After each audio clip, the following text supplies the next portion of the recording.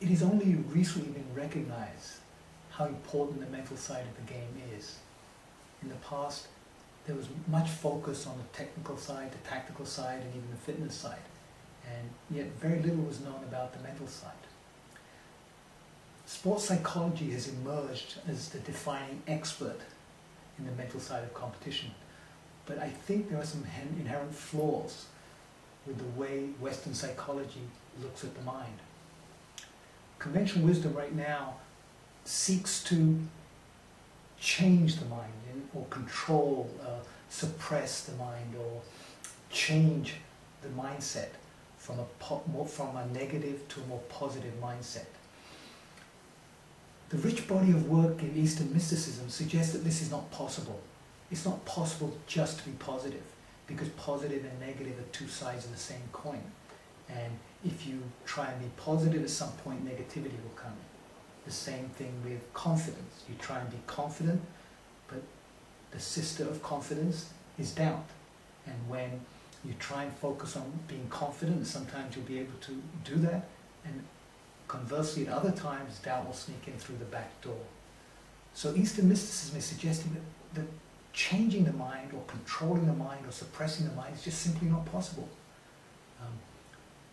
What Eastern mysticism suggests is that we should transcend the mind, to go to a state where the mind does not exist.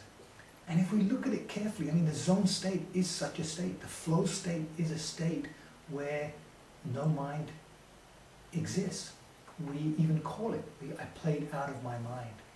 So, I mean, there is some sense of it, and yet we ignore the reality of the zone state or the flow state, and we use the mind to try and access a state that is actually beyond the mind.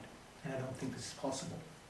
So this DVD is groundbreaking in its application to sports, in that it shows ways to transcend the mind. It shows ways and examples and practical situations and practices that will help you get to this zone state, will help you get to a state where the mind is very silent and we're totally in the body, because it is in those situations when the mind is silent and we are very much in the body that the flow state happens.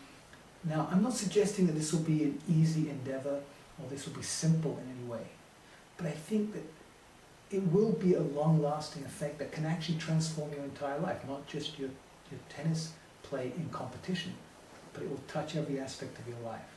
And this is much more valuable than the short-term, quick fixes that sports psychology is pushing right now, because those things ultimately will not change your life. They will not really even help you on the level of tennis. I mean, at times it will, and there'll be the emotional roller coaster will remain. The emotional roller coaster of positivity, negativity will still remain. So this DVD offers you an opportunity to really transform your life and fulfill your full athletic potential. I hope you enjoy it.